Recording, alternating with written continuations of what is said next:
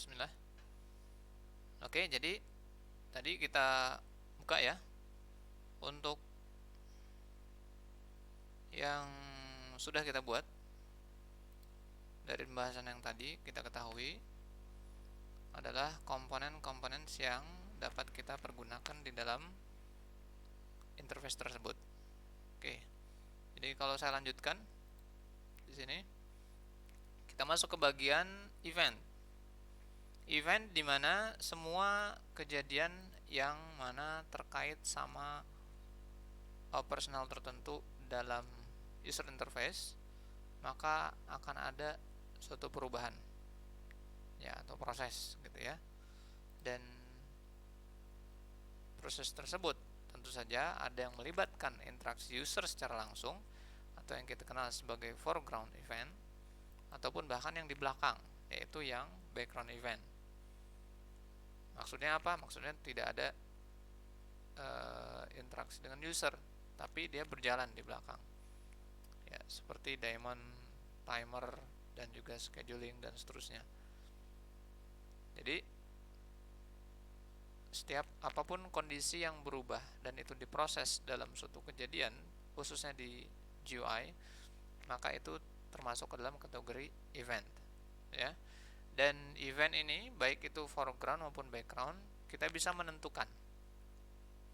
Artinya elemen-elemen ataupun komponen-komponen tertentu itu perlu dideteksi terlebih dahulu, karena kita akan menentukan pada bagian mana event tersebut terjadi. Dan ini semua direkam pada event listener ya, ataupun yang bagian memproses event tersebut. Kita sering menggunakan istilah sebagai callback ya, ataupun ketika metode terpanggil maka dia akan mereturn sesuatu ya. Dan ini memang setiap komponen itu memiliki listener masing-masing ya.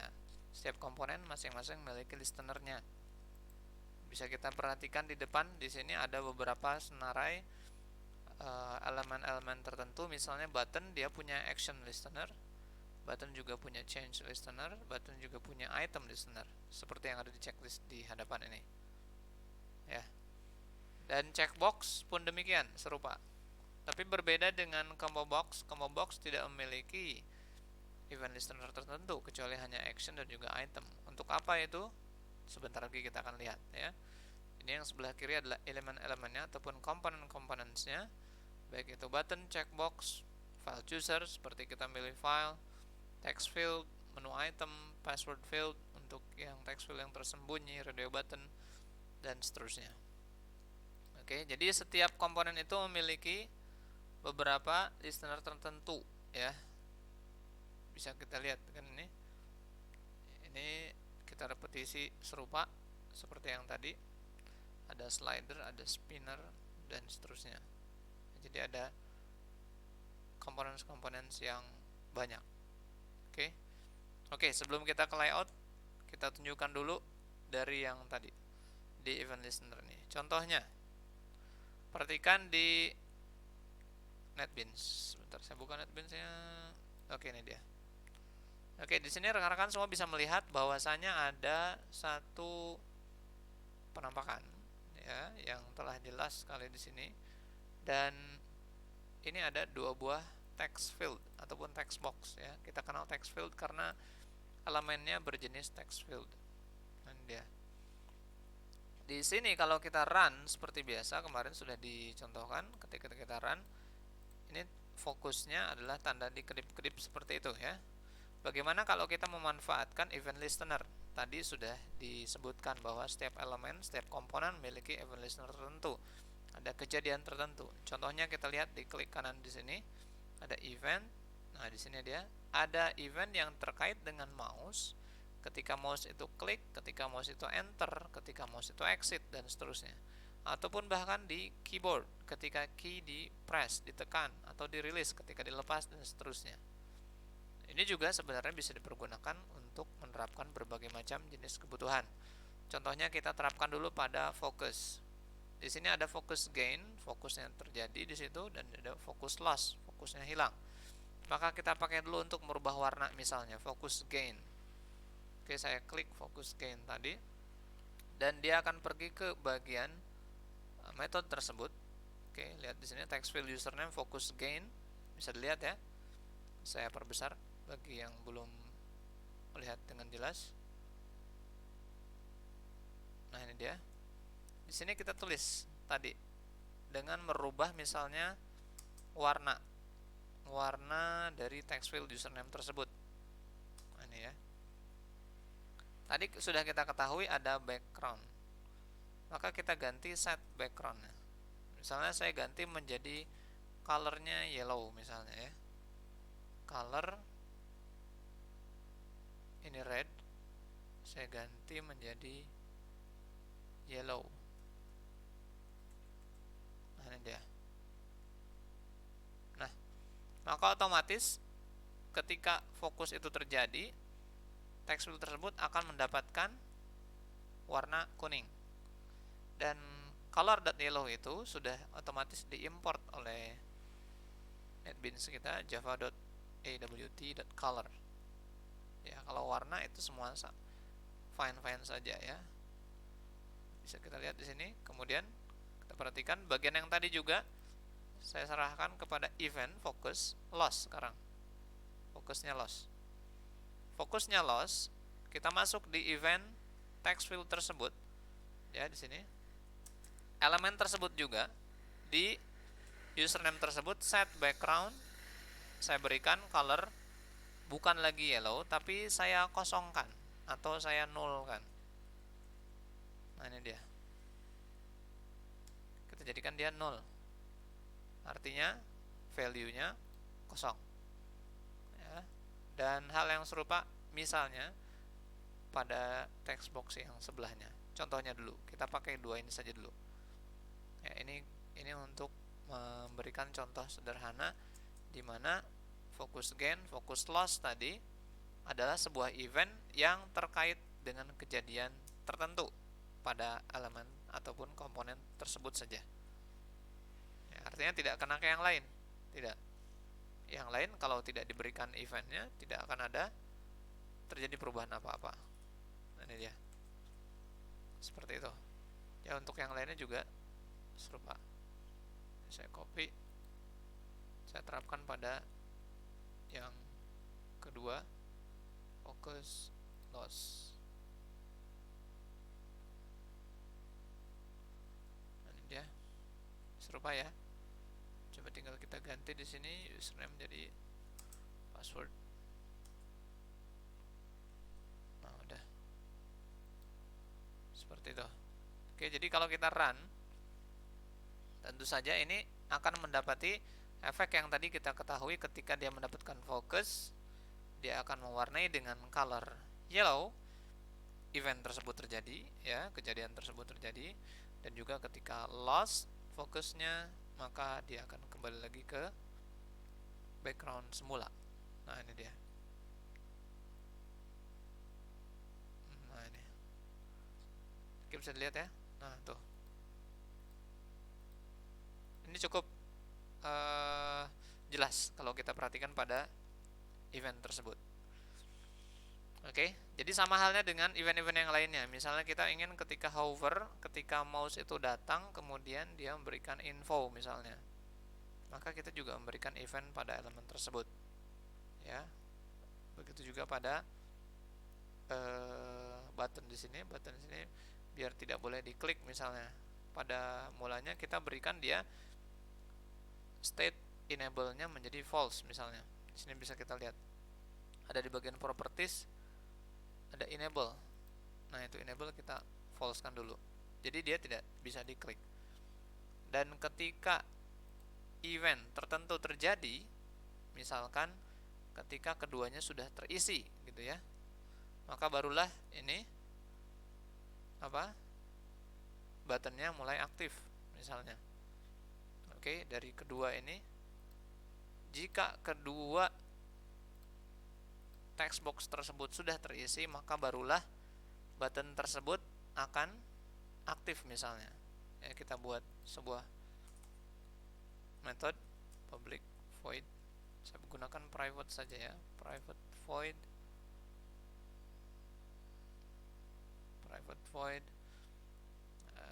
toggle button login. Mana dia? Nah, ini hanya mensyaratkan pada text field yang dua tadi misalnya ya. Misalnya text field password tadi, get textnya ya, dan juga nah ini dia, pada get text tersebut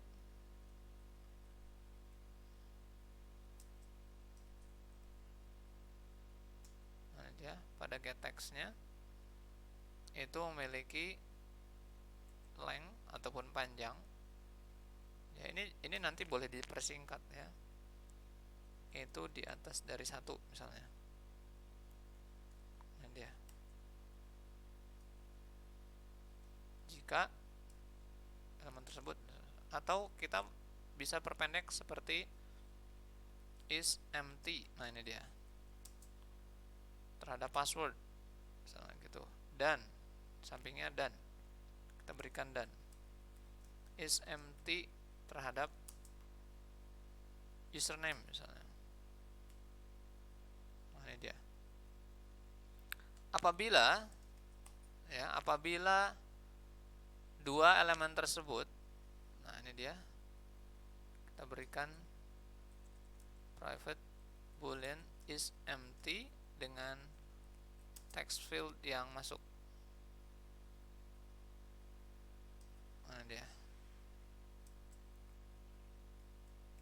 ini adalah metode pengecekan return komponen yang diperiksa apakah get text-nya itu ataupun ada isinya ya. Get text itu adalah sebuah pengambilan teksnya dengan memeriksa yang kita tandain, yaitu panjangnya di atas 1. Mana dia? Jika komponen tersebut dari teksnya itu panjangnya di atas 1, maksudnya ada yang ngisi. Kalau kosong kan berarti ya 0 gitu ya. Jadi kalau lebih dari 1 itu berarti terisi. Jika dia lebih dari 1, maka itu bukan empty.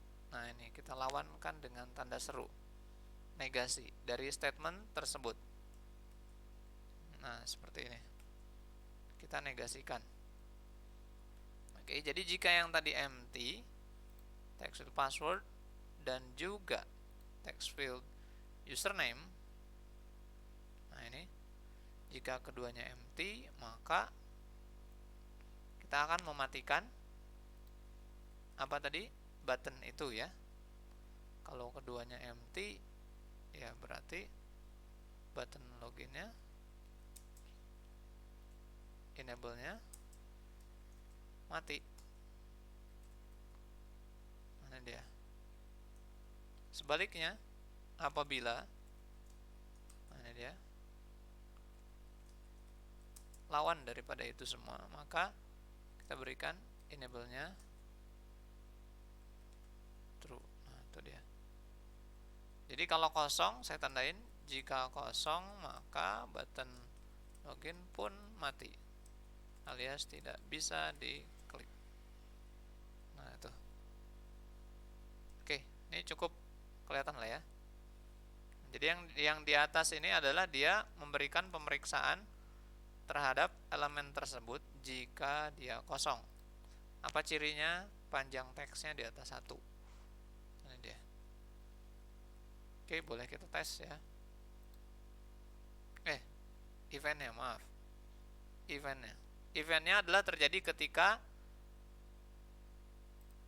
ini diketik. Nah ya, maaf. Eventnya belum. Eventnya di sini. Ketika dia diketik, dirilis dan juga type, ini ada kemiripan, tapi ada perbedaannya, nanti dibahas. Sini misalnya kita panggil yang type misalnya.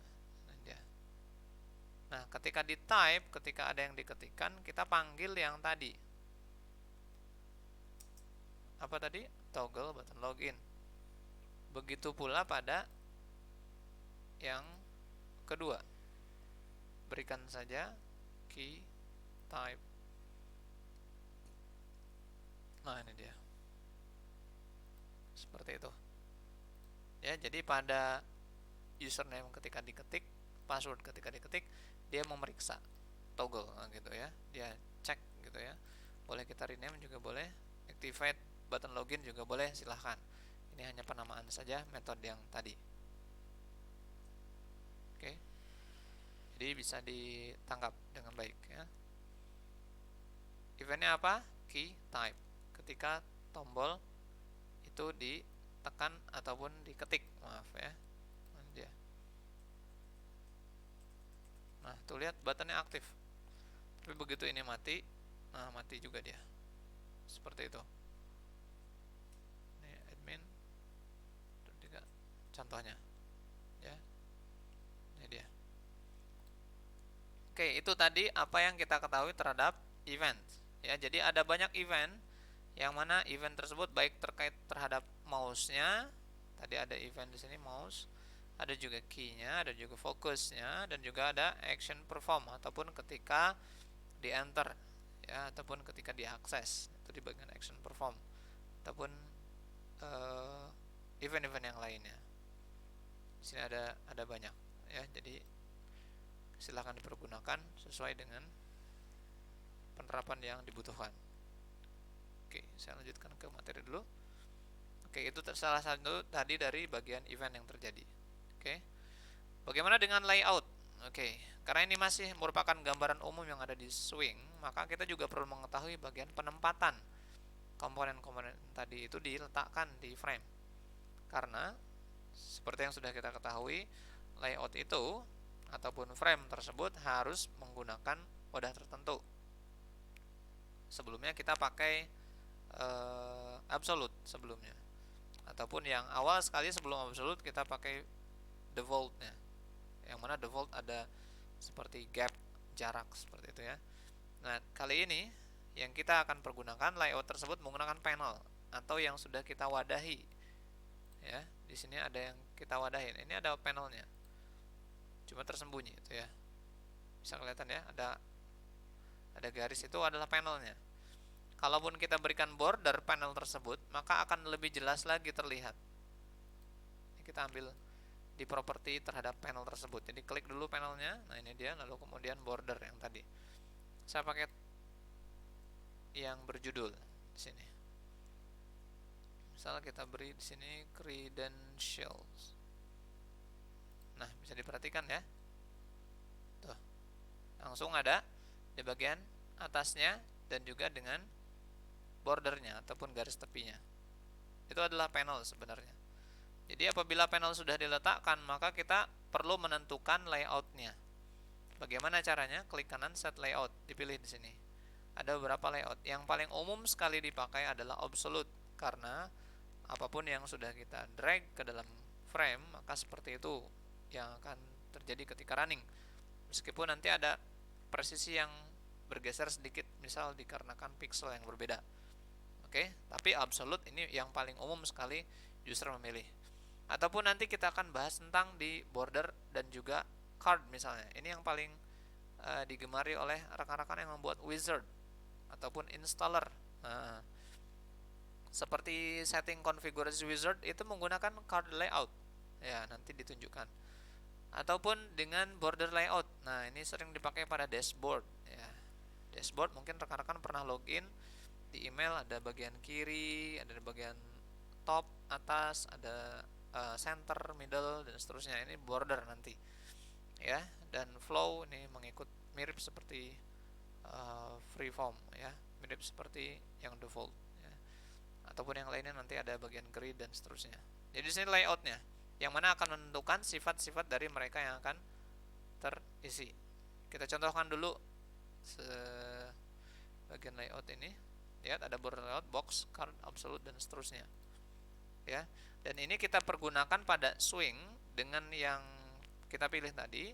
Dan pada suatu panel itu boleh ada lagi panel. Jadi ya minimal satu itu udah oke. Kalau banyak juga nggak apa-apa, selagi mana layoutnya udah benar ya. Adapun JDialog ini merupakan, kalau boleh kita sebut sebagai pop-up, itu mirip ya di bagian JDialog. Namun dia adalah sub modal daripada JFrame. Ya, bedanya dia tidak ada control box, tidak ada. Apa itu control box? Control box itu adalah minimize, maximize, dan juga close. Nah, ini dia. Seperti ini. Ya. Kita demokan dulu. Ini berhubung sudah dan sebentar. Kita buka dulu yang tadi misalnya. Oke, kita buat satu buah. Nah, ini dia. Saya buat JFrame baru ya. New JFrame. Nah, ini dia. Kita letakkan misalnya, kalau tadi sudah frame login, kita frame home dulu. Nah, ini dia. Ini yang umum dulu ya. Kita pakai umum dulu. Biar teman-teman semua melihat gambaran utamanya. Oke. Di sini misalnya kita ketahui ada, saya berikan panel dulu di sini ya. Nah, ini untuk yang ini saya kasih nama panel yang di kiri ya. Ini kita akan berikan frame pokoknya, itu sebenarnya ada panelnya. Paling dasar sekali itu ada layoutnya juga. Kita kasih misalnya border dulu. Oke, border ini bukan garis ya. Border di sini border layout, maksudnya dia menentukan jenis layoutnya, penetak pemposisian komponen dengan prinsipal yang dia pakai di border saja. Contohnya di border ini dia menggunakan repositioning dengan latar timur, selatan, barat, dan juga first, last, center, dan seterusnya. Di sini bisa kita lihat, misalnya kita pakai di sini ada, nah ini ada, bisa dilihat ya tuh ya, west itu di barat, berarti dia ada di samping. Kalau saya drag lagi panel, saya masukin lagi panel, saya simpan dulu ke atas. Nah, ini yang tadi panel left, yang ini saya kasih nama panel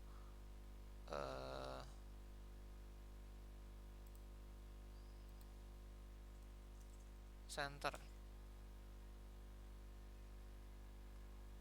Nah, itu dia udah. Perhatikan warnanya. Ini yang left, dia full. Kita perkecil ya size-nya, di size. Ini ada width-nya, kita perkecil. Nah, itu ada, kelihatan ya. Nah, seperti ini. Dan yang ini yang center. Nah, tuh center membesar dengan sendirinya.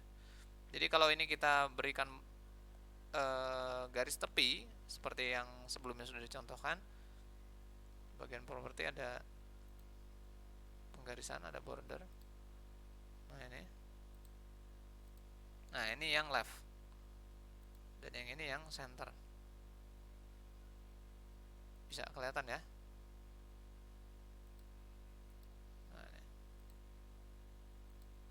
Nah, seperti itu. Ini sudah sangat membantu. Kenapa? Karena nanti ya yang diisi cuma panel itu aja.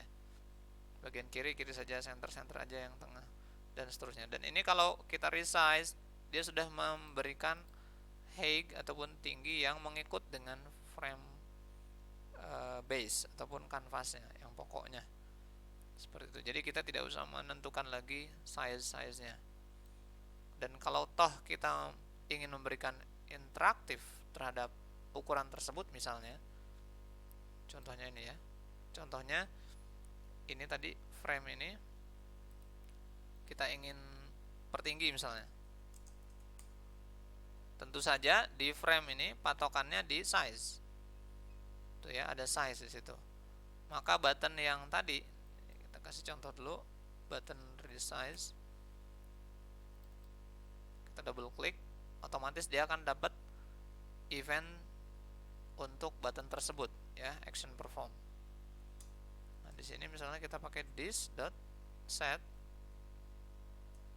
Nah, ini dia, ada preferred size. Nah, tuh ada ya, dimension. Nah, ini dia, dimension.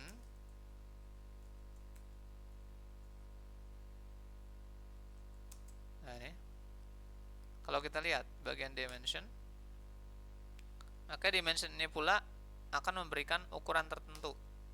ini contoh dulu ya. Contoh dulu. Nah, ini dia. Kita bisa sertakan misalnya panjangnya disamakan saja dulu. Tadi kita ketahui di ukuran default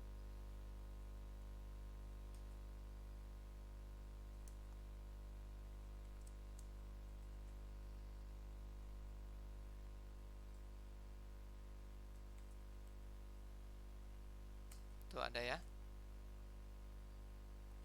width misalnya.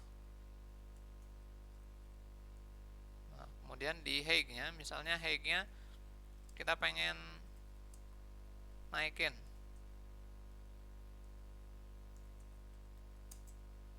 Nah, nih. Naikin dari yang awal dengan kenaikan 100 misalnya, contoh. Nah, nih, jadi di bagian button klik tadi ada event action perform, dan pada kejadiannya dia akan mengambil ukuran width dan height-nya, lalu kita akan tambahkan dengan 100 dan di set ulang, di apply terhadap frame tersebut. Ini contohnya dulu. Tadi ketika kita menggunakan border layout, penempatan kiri dan kanan ya. Dan ketika diterapkan set preferred size, jangan lupa untuk merefreshnya ya, di bagian pack ya.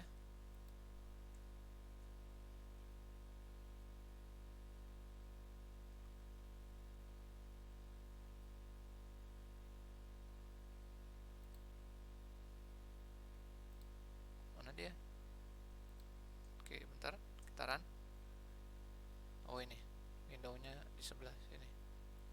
Nah, ini coba dilihat, ini default yang tadi, lalu kemudian begitu diklik dia menambah 100 tuh, nambah. Kalaupun kebalikannya berarti tinggal dikurangi, klik lagi, dan seterusnya dan seterusnya. Oke, jadi ini tadi layout yang kita pakai di bagian home ya. Layoutnya kita pakai border layout, dimana dia menempatkan kiri, kanan, tengah, dan seterusnya ya. Berbeda dengan absolute tinggal drag, simpan, tidak usah menentukan posisi di mana, langsung saja absolute seperti itu. Tapi di bagian border di sini bukan garis ya, tapi dia akan memberikan batas. Kalau di layout tentang batas. Tapi kalau panel tersebut diberikan border, nah ini bukan layout, tapi ini adalah garis tepi ya, garis tepinya. Nah, seperti itu. Ini tentang layout yang mana kita ketahui di penerapan yang tadi. Oke. Oke, kita akan bahas lagi sesudah ini nanti di bagian calling dan juga closing. Oke, silahkan dieksperimen dulu oleh rekan-rekan sekalian dan pastikan semuanya dalam keadaan sehat walafiat ya. Silahkan.